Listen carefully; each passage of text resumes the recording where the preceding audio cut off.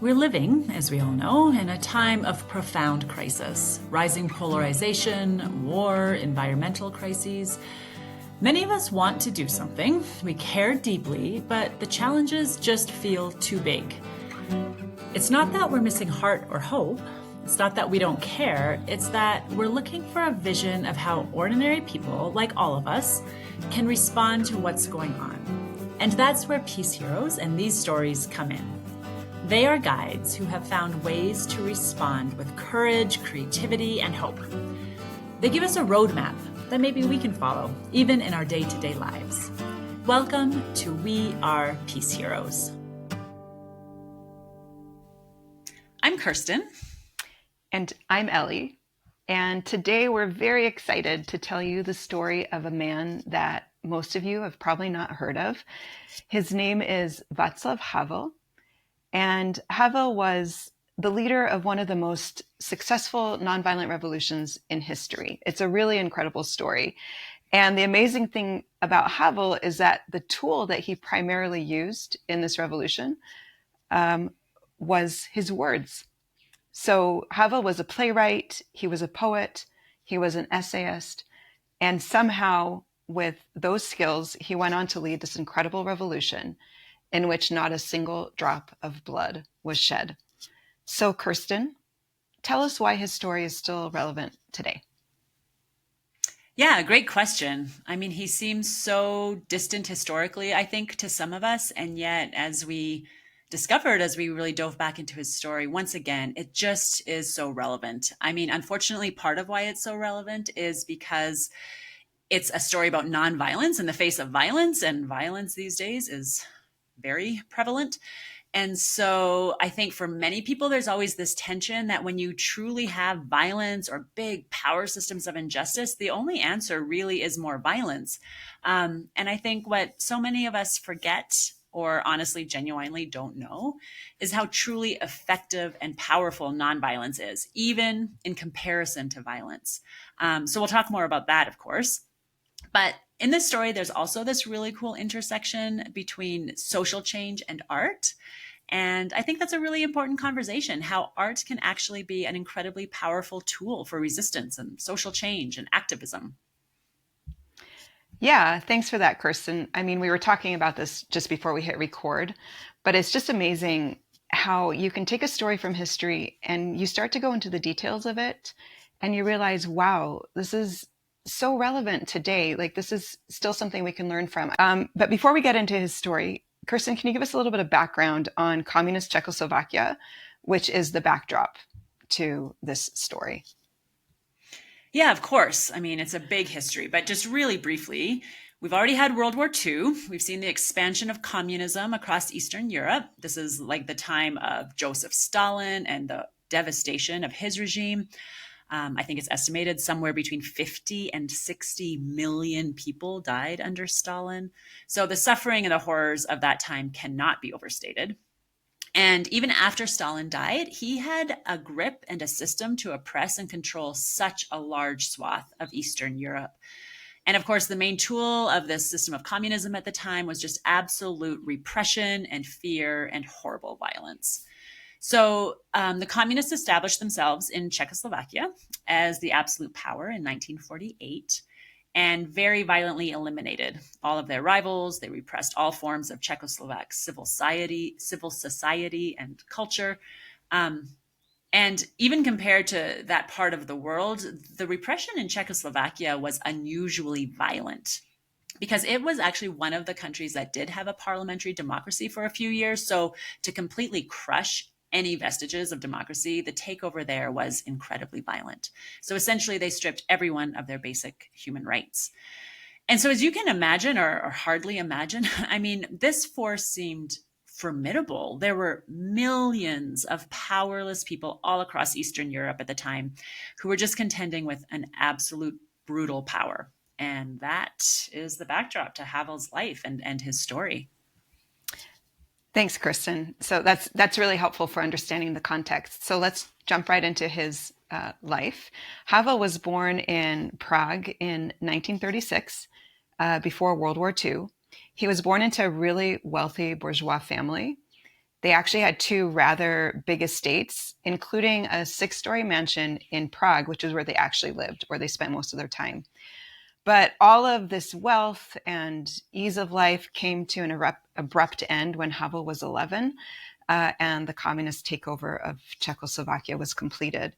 So the family's assets were all taken away from them, and they were relegated to the two rooms in the top of the six-story mansion, and the communist leadership took over the rest of the house. So when Havel was 11, like life as he'd known it just completely turned on its head. And even though they were completely impoverished, they were living in two rooms, his parents started to work in menial jobs, the regime still wanted to punish them for their previous class background. So when Havel was 15, he was actually expelled from school for that reason. But amazingly, he continued to go to school. He went to night school. He got a job working in a lab during the daytime. And he also joined this group of young people that would meet together to discuss philosophical ideas or art or literature. And I mention this because this little group kind of sets the framework for the small pockets of resistance groups that Havel would later help create during his years of being underground working against the regime. And we'll get to that later. So when Havel was 21, he had to do a mandatory military service. And it was while he was in the military that he started writing plays, just to entertain his fellow soldiers. But he completely fell in love with theater. And so when he got out of the military, he joined a theater group in Prague, where he started to write plays that were hugely popular, not just in Prague, but all over Czechoslovakia. And the reason they were popular was because he was writing absurdist plays. So they were plays that were exposing the absurdity of the communist system. This is a really interesting and important genre. And Kirsten, I'd love if you could explain to our listeners why this is important. Yeah, absolutely. I mean, as someone who loves theater, this is where I resonate so much with Havel. This idea that theater is an art form that can actually bring about such significant social change. So, like Ellie said, these plays were absurdist plays, and he was writing to point out kind of the absolute meaninglessness, the absurdity, the ridiculousness of the communist system. And what it allowed people to do, I mean, first of all, they were gathering together again, which was in itself so powerful. And also, they were laughing. They're laughing at this ruthless regime. And that is such an antidote to fear. Because if you have a system that is based upon people being absolutely cowed by fear of the power above them, when you give these people the opportunity to laugh and ridicule, there's actually so much power in that. It restores the humanity of the people who are subjected, and it also dismantles what feels like this very indomitable force. So Havel is becoming quite a well-known playwright at this point, and then very shortly thereafter, we come to 1968, which is a turning point in Czechoslovak history. Ellie, can you tell us what happened? Yeah, so 1968 is what is now historically known as the Prague Spring. It was a watershed year in Czechoslovak history, but also for Václav Havel, because it's the year that catapulted him into his political activism. So at the beginning of that year, there was a newly elected president by the name of Dubček, and he introduced a number of liberal reforms that were meant to ease Russia's hold on Czechoslovakia. And there was just a lot of hope. People felt a lot of hope, feeling like maybe finally we can break free of this system of power that's been oppressing us for so many years. That was kind of the atmosphere. But of course, not surprisingly, the Soviets were not so ready to concede their power.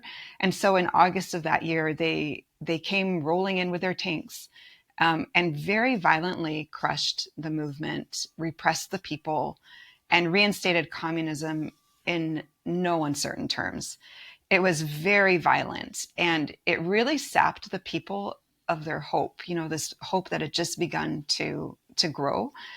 Mm-hmm. So in the wake of this communist retaking over of Czechoslovakia, Dubček was replaced with a puppet government, and all opposition was completely crushed.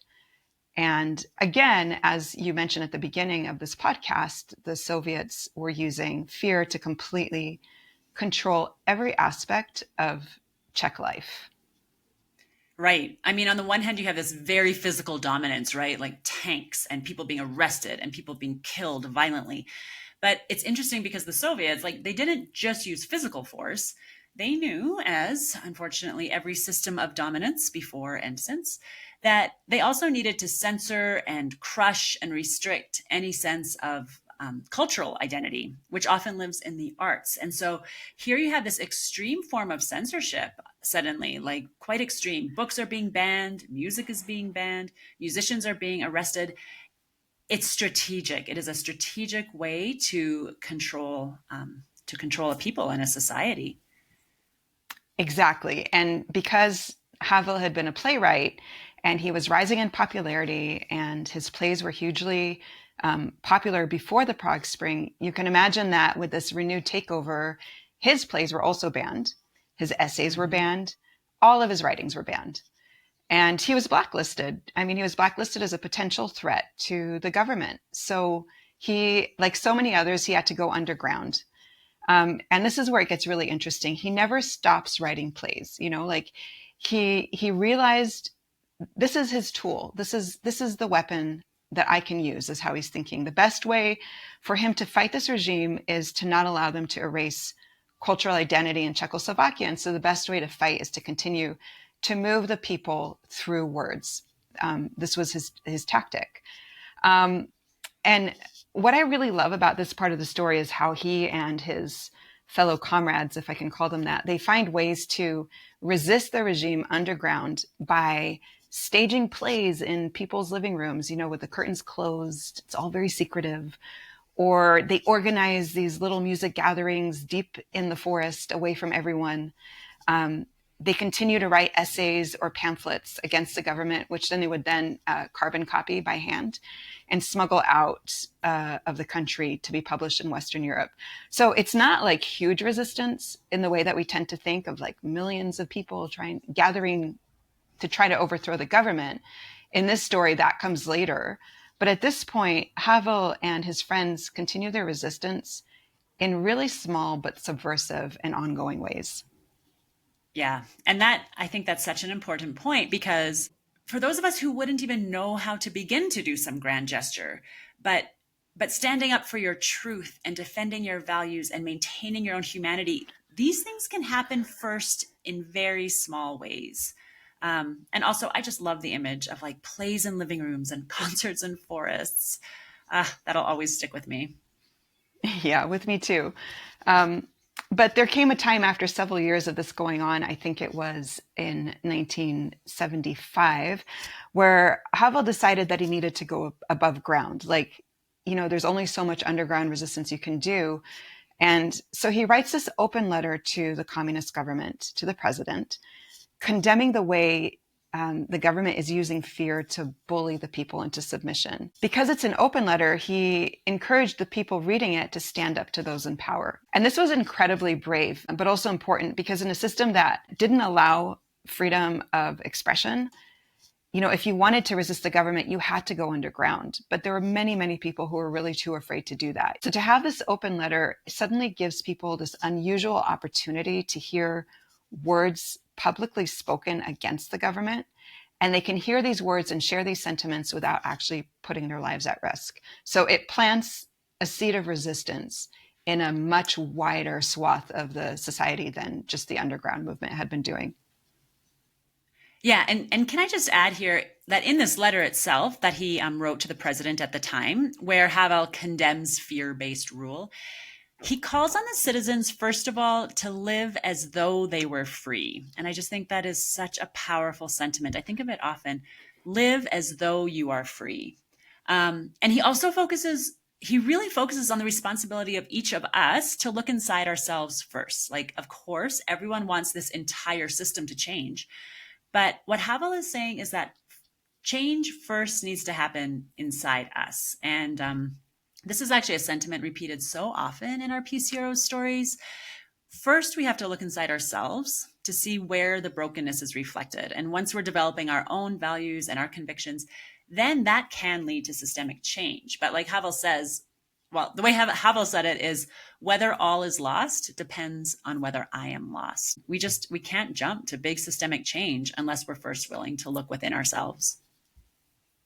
Absolutely. That's such a key point. Thank you, Kirsten. So that open letter put Havel hugely at risk. And not long after, unrelated to that letter, the communist government arrested a rock band calling their music too subversive.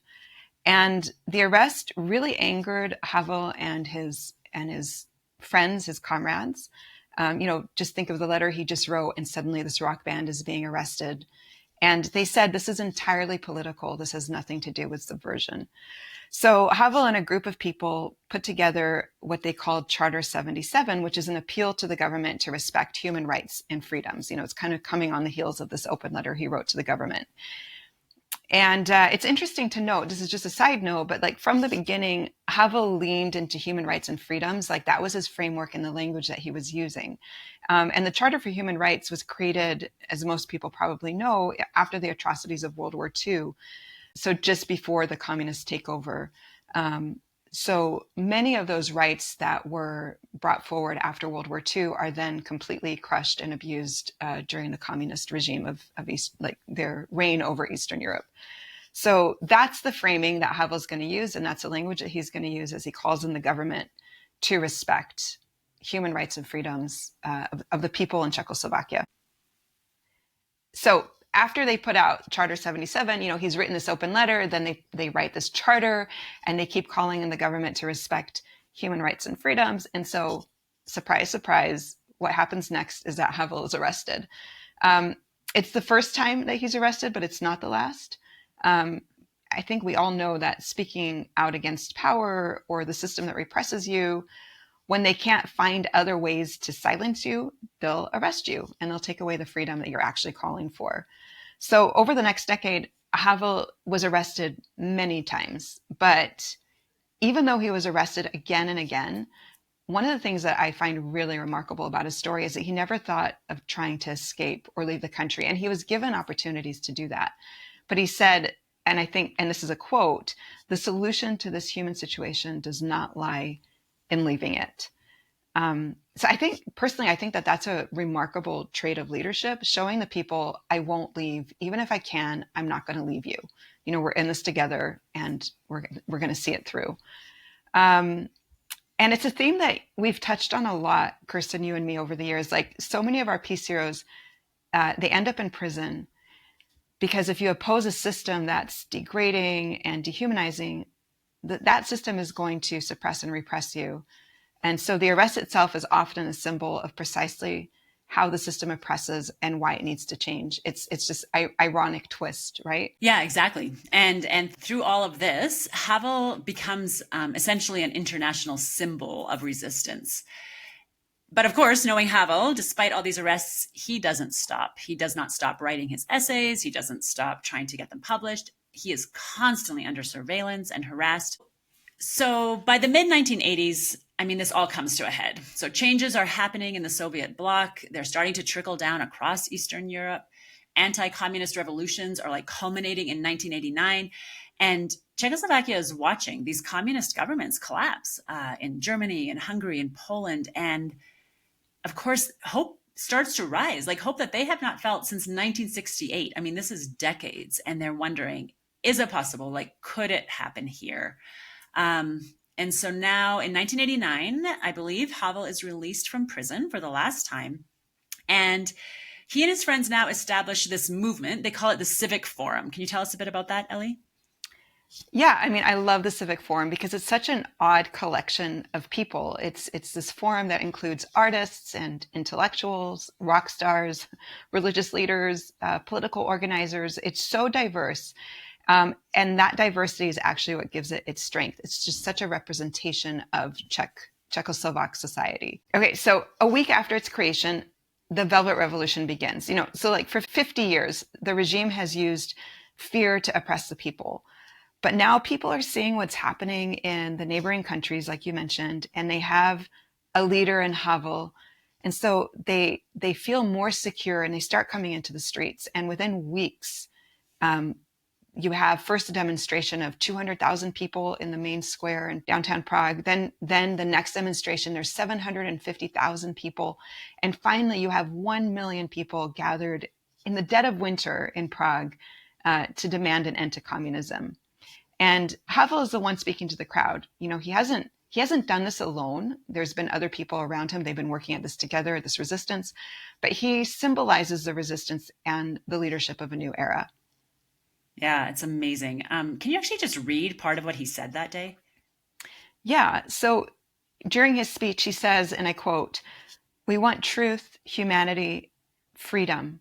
From here on, we are all directing this country of ours, and all of us bear responsibility for its fate." And I really love that. I love that he's putting the responsibility on the people. Like, all of us are responsible for what happens to this country.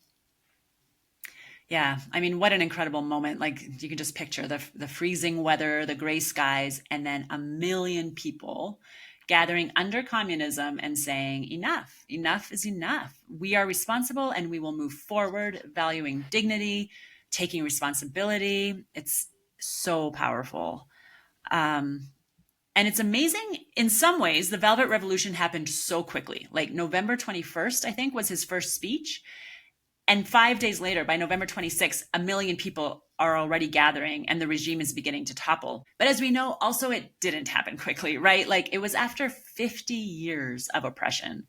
And in Havel's life, 20 years since that Prague Spring, like 20 years of organizing, resisting, plays in living rooms and being arrested over and over, like just year after year, doing this work, trying to prepare people, speaking to them, trying to prepare them for this moment. And so when that opportunity did arise, suddenly it did spark like a huge movement. But that wasn't just by chance, right? It was because people had been doing this kind of work for years and years and years. Right. I mean, being a peace builder, peace work is like the long road in that direction. Yeah. So you have to be committed. It's really hard. I mean, it's a theme you and I have come across over and over again. It's the stuff that people don't see. People see the outcomes when it works and it's successful in everything that we celebrate.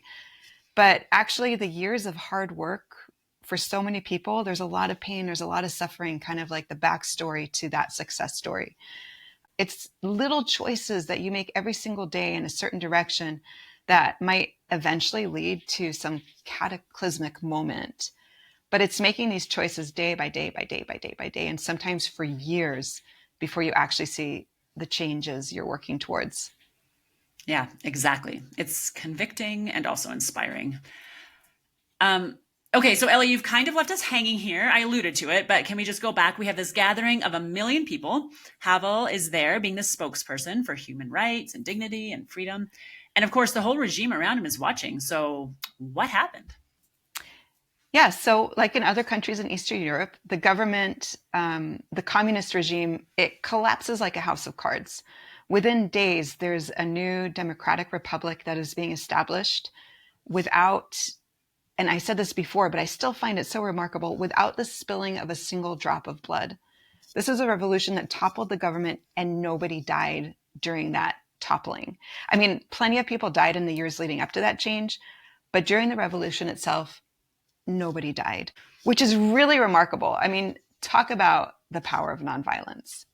So anyway, within a short amount of time, Havel is elected democratically to be the first president of Czechoslovakia. It's really an amazing end to an amazing revolution. Yeah, it's amazing. But Kate, let's just pause here for a moment because, of course, this is what we believe in and what we love to talk about, this idea that nonviolence actually is strategically powerful and effective. So can we just take a second to talk about that?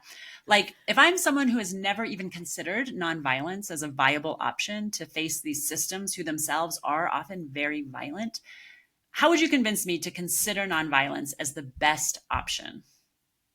Yeah, it's an interesting question. And it's one that I think we should be talking about a lot more in the public sphere, like all over the world. There's research that's been done, a very comprehensive study that was done about 12 years ago or so by Erica Chenoweth and Maria Stefan, two professors at a university in the States, where they actually looked at revolutions from 1900 till 2003, so over 100 years. And they looked at the violent ones versus the nonviolent revolutions. And what they found was really shocking, especially for Erica Chenoweth. She has a TED Talk, and I highly recommend watching it because she was actually completely unconvinced when she started. She was all on the side of, if you need to make a change, violence is the only way to do it.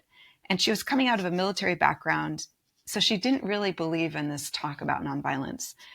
But Maria Stephan challenged her to take on this research precisely because she didn't believe in it. And the outcome of this research was really shocking to her and to everybody else. It showed in no uncertain terms, not even by a small margin, but by a huge margin, that nonviolent revolutions were twice as likely to succeed as violent revolutions. I mean, that's just stunning. So if you look back at the last 100 plus years of these kinds of campaigns around the world, not only were the nonviolent campaigns more likely to succeed, they were also more likely to result in democratic processes than the violent campaigns were.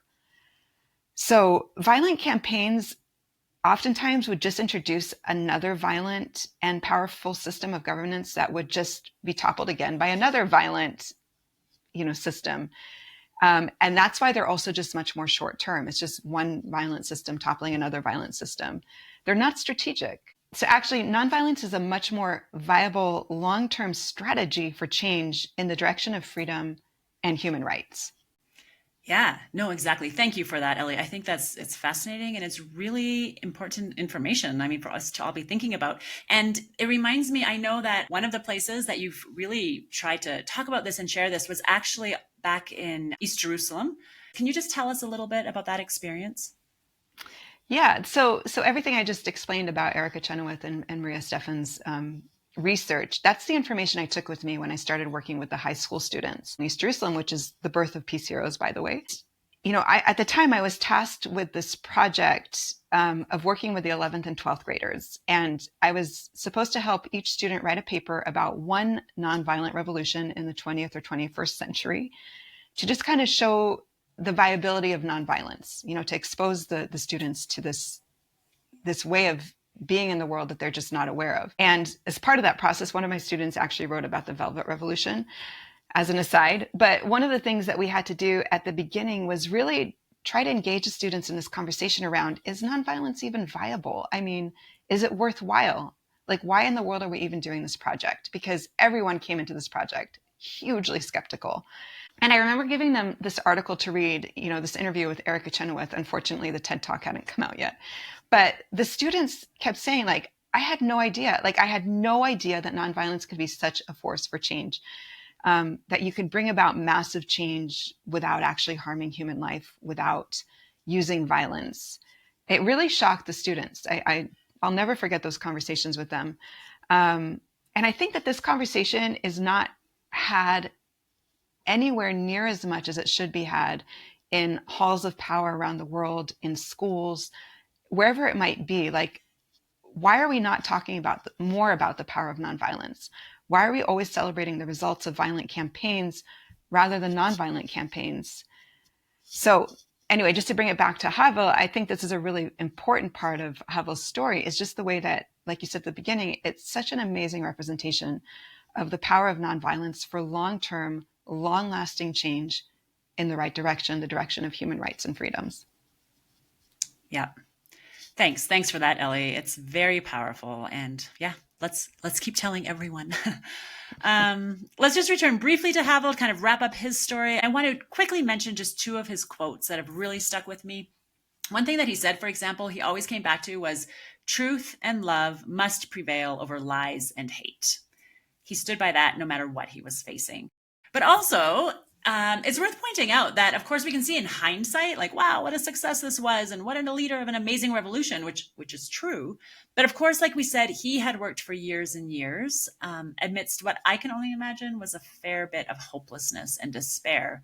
But what he said was, we work for something because it is good, not just because it stands a chance to succeed.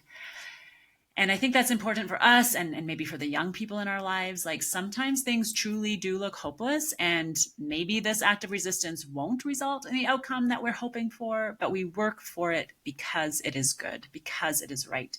So I just think his words are so powerful and inspiring.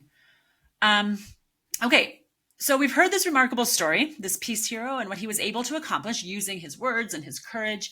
But of course, we always hear these stories differently depending on the moment that we're in. And I'm just curious, when you told the story again today, just now, Ellie, was there a big idea that stood out to you? Oh my goodness. Well, so many ideas as I, went back into this story. There was so many things popping into my head. But I think maybe on a more personal note, as someone who is also a writer, it's just a reminder of the power of the written word and how we can use our words to actually bring about change. And of course, this is what we've done with Peace Heroes. This is our entire life's work, writing these stories to try to spread a different narrative. So I think for me, it was just so amazing to get back into the story of someone who, like me, as a fellow writer, understood the power of his words and never stopped using them to try to speak his truth and bring dignity and freedom to his people. How about you?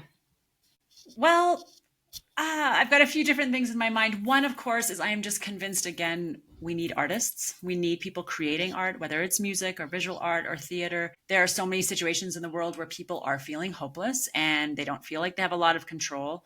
And for many of us, our first thought, I think, is, okay, this is not the time for art. That's a pastime for when things are peaceful. But I just don't believe it. I think more than ever, we really need each person to be diligently and committedly and beautifully creating creating art from wherever they are. But also, I just really was struck again with this idea that we don't know the outcome of our actions, but we do them because they are good. And the road towards peace and justice it's long. And I think many of us are sometimes feeling like it feels hopeless, and yet we continue to act with courage and hope and compassion, and we do it because it is good. So I'm really grateful actually to Havel and his example. I've been telling his story to my kids recently, and I'm just so inspired. I think he has so much to show us about how we can act in this world. So maybe that's my challenge to each of us, to kind of be thinking of Havel's story. What is the one thing, even if it is small, even if it feels hopeless, that we can do to affirm the dignity of the humans around us, to heal the brokenness around us? There's always one small thing we can do. We will have some notes, so we'll include them in the show notes. We will have a link below to the TED Talk that Ellie referenced around nonviolence. It is really worth watching. I highly recommend that you watch it, show it to some young people in your life. I hope that each of you can feel inspired and empowered because, like we say, we all can be peace heroes. Thank you so much for joining us, because we believe that peace isn't just a dream. It's a choice and it's a path. And it starts here with the stories we choose to tell and the actions we choose to take.